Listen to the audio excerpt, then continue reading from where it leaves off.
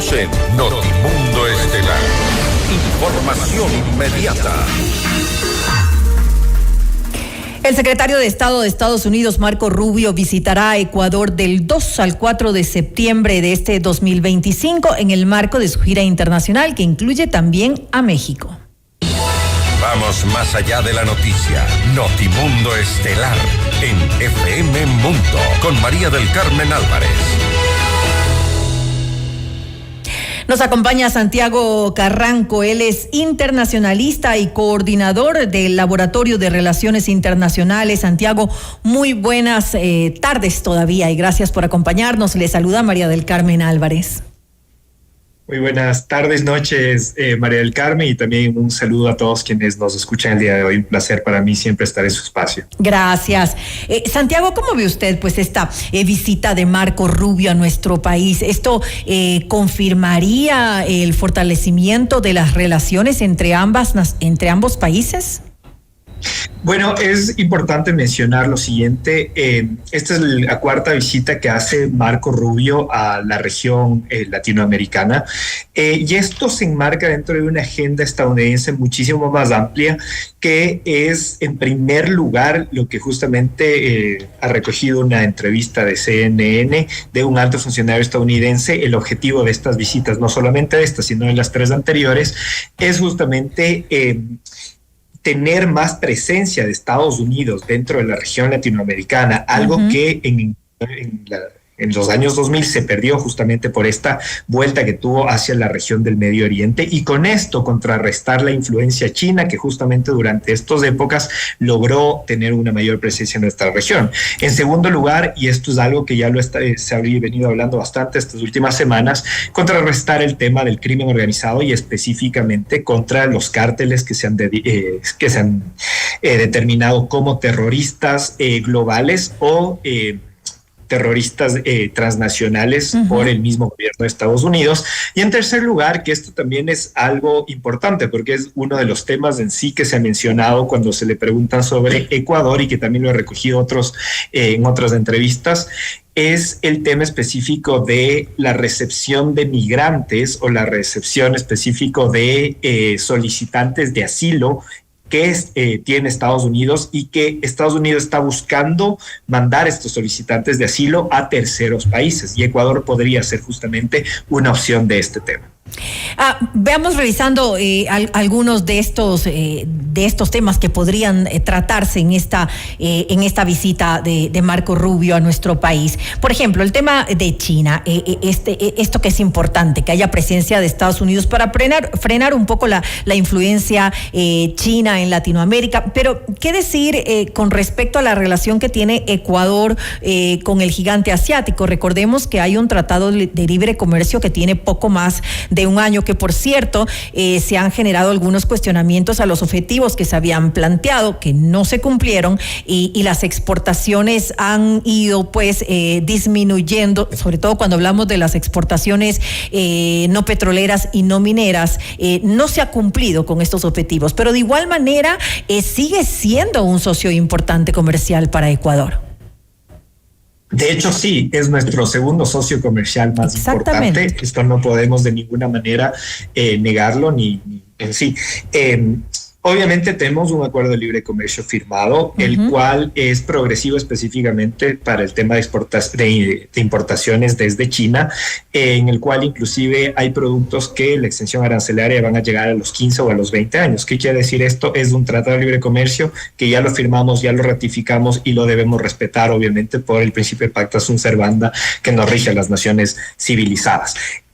Pero una cuestión no tiene que quitar la otra. ¿En qué estamos hablando específicamente de estos temas? Yo creo que cuando Estados Unidos se refiere a esto, está teniendo en cuenta más Recordemos que hace algunos tiempos se generó dentro del Congreso estadounidense una ley bipartidista en la cual se trataba de frenar la presencia hegemónica de otras naciones en la región latinoamericana. Y uno de estos países era justamente incluir a Ecuador, y se firmaron inclusive 2 acuerdos en el gobierno de Guillermo Lasso sobre estos temas. Esto va a ser importante porque aquí de lo que se está hablando directamente, más que un tema comercial, es un tema específico en temas políticos, es un tema securitario. Acordémonos que recientemente China o empresas chinas financiaron el puerto más grande que nosotros tenemos en la región andina, que es el puerto Chacay en Perú. Un puerto que se habla también que puede tener doble uso, justamente por el tamaño de las instalaciones que tiene. Con doble uso me refiero que en circunstancias extraordinarias podría llegar a ser inclusive un puerto para utilizar vías militares en sí. Entonces creo que esta influencia justamente es la que se quiere contar desde el gobierno estadounidense, en efecto. Ahora, otro de los temas también, usted lo mencionaba, es el de los migrantes, esto de los solicitantes de asilo y tener a Ecuador como parte de esos terceros países receptores, pero ¿hasta qué punto eso es conveniente para nuestro país? A ver, yo creo que eso es justamente... es un tema álgido, ¿no? En efecto, es un tema complejo. Este es uno de los temas que está dentro de las agendas de negociación de Estados Unidos, y me parece que, bueno, primera cuestión, es muy importante tener al secretario de Estado del gobierno de Trump en nuestro país. ¿Por qué? Porque ahí es donde en efecto se cierran una serie de acuerdos. Ahí es, muchas veces nosotros también desde la academia hemos sido bastante críticos desde el Foro Permanente de Política Exterior diciendo, bueno, ¿dónde están los resultados específicos de las visitas? ¿Dónde están los resultados específicos de los encuentros? Bueno, si viene el secretario de Estado, este es el momento para cerrar justamente estos acuerdos. Pero aquí viene lo importante, y creo que esto tiene que tener mucho en cuenta quienes van a negociar justamente este tipo de cuestiones, y ahí también hago un llamado a toda la ciudadanía para entender que la política exterior es política pública, tiene que ser democratizada, transparentada y comunicada efectivamente a todos nosotros. Entonces, obviamente tenemos que solicitar que esto se cumpla de esa forma. Va a ser muy importante el tema de los migrantes, porque creo que esto es con lo que viene a negociar Estados Unidos. De hecho, no solamente con Ecuador, está hablando que esto quiere que se lo haga toda una serie de países que ellos van a considerar aliados.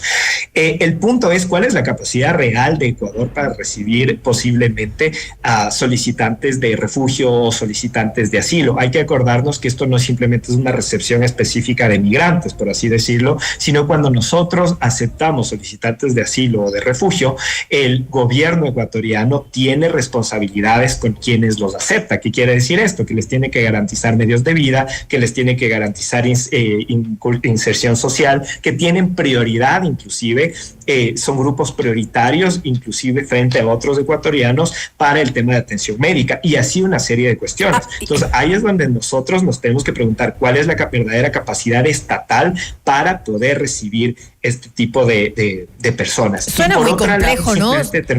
Sí, se habla de esta asistencia, por ejemplo, de esta capacidad de otorgar este tipo de garantizar, digamos, este tipo de beneficios para quienes vengan, pero si ni siquiera los ecuatorianos los tenemos. Exactamente, ese es el problema en que nosotros estamos en este momento, pero ahí también hay que ser muy pragmáticos. ¿Por qué? Porque que entonces, si en un caso, esto simplemente son negociaciones hipotéticas que estamos pensando en los escenarios que pueden darse, ¿qué es lo que Estados Unidos puede darnos frente a esta situación? ¿Por qué? Porque obviamente con una recepción de migrantes o de solicitantes de asilo o de refugio, tiene que venir grandes paquetes de cooperación justamente para sostener este tema. Si nosotros llegamos a negociar bien estas cuestiones sumado a posibles ayudas en temas de seguridad que los necesitamos en este momento, exenciones arancelarias, acordémonos que ahorita Estados Unidos nos puso aranceles de 15%. Si logramos negociar todo este tipo de cuestiones frente a los posibles requerimientos de Estados Unidos, podría ser algo exitoso para nosotros. Por eso es lo que, y me refiero a lo que dije hace un momento, es muy importante que nosotros como sociedad civil, como ciudadanos, seamos veedores de esta reunión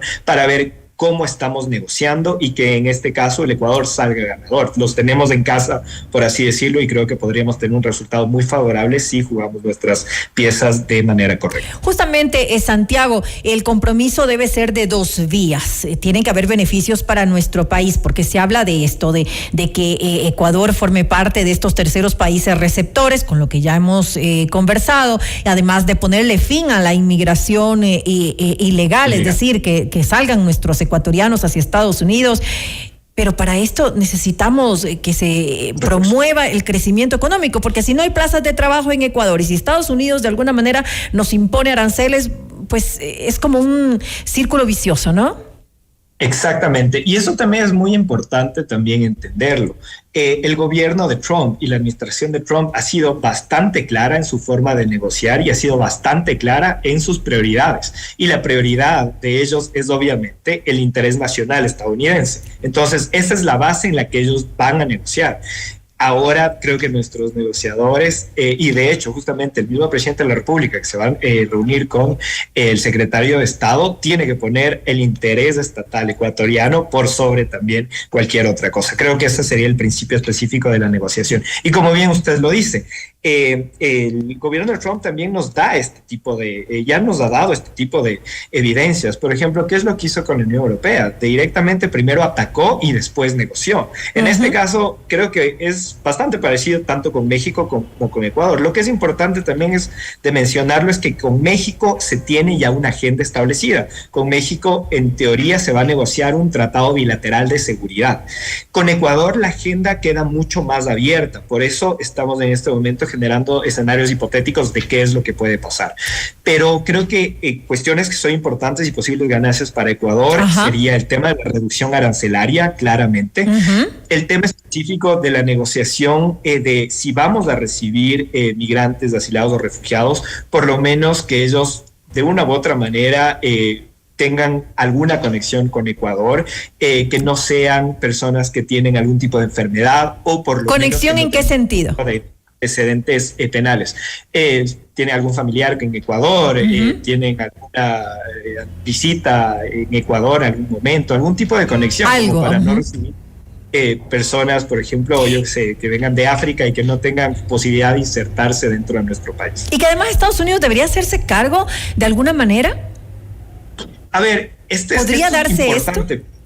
Porque, como usted bien lo dijo, al final es un círculo vicioso, porque acordémonos que la USAID salió, es más, se cerró completamente y con esto se cerró casi un 80% de los fondos de financiamiento alrededor del mundo. Y muchos de estos fondos iban directo a ONGs que se dedicaban al tema de refugio y al tema de la migración.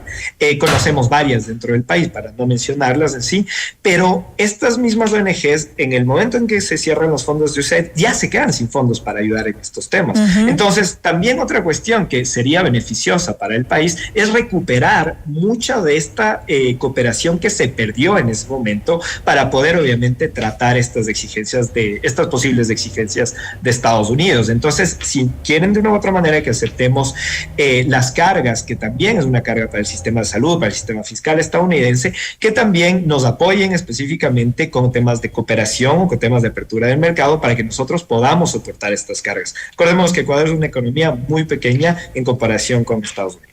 Se vuelve, sin lugar a dudas, fundamental cómo se maneje esta negociación por parte de nuestro país, de quienes estén a cargo de llegar a un acuerdo con Estados Unidos. Definitivamente alguien que pelee por esos beneficios que podemos obtener en Ecuador, y como lo dije hace un momento, que sea algo de dos vías y que no sea solamente beneficio para el país norteamericano. Gracias nuevamente a Santiago Carranco, internacionalista y coordinador del Laboratorio de Relaciones Internacionales, por habernos acompañado en este espacio. Como le dije, siempre un placer para mí estar en su espacio, María del Carmen, y un saludo a todos quienes nos han escuchado. Usted está escuchando Notimundo.